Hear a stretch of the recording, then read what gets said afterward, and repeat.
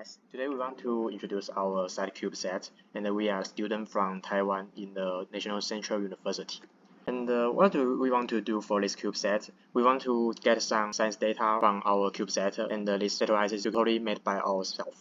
This is a diagram of our CubeSat, and in the first layer we have the GPS and then some science sensor. In the second floor we have the battery and the EPS modules, which can provide power of our CubeSat. And in the third layers we have the OBC and the Pi camera. In the last layers we have the descent subsystem, which can help our CubeSat safely drop down from the sky. So it's totally our CubeSat. Now let's talk about our payload. First, we should have inertial measurement unit. We use MPU 6050 to measure acceleration and rotation speed of 3 axes, and there are the formulas for calculation. Next, we should measure air pressure, temperature, and humidity. We have BME 280 as temperature, humidity sensor, and parameter. Also DHT22 for redundancy. Then calculate altitude by the variation of air pressure. Here shows the formula in the troposphere.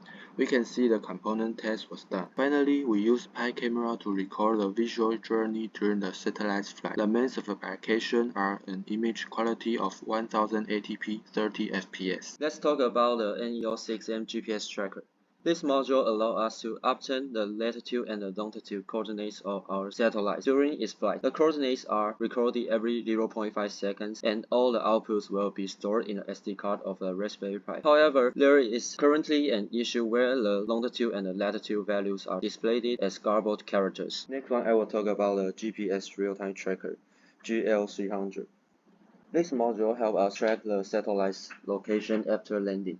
It transmits the real-time position of the satellite through satellite's network to a mobile app. We can then use the location displayed on the app to find the final landing position of the satellite. And the recorded interval is set to once every second. We can see the recorded routes as shown. As for the command and data handling, our CubeSat has Raspberry Pi 3A Plus as onboard computer.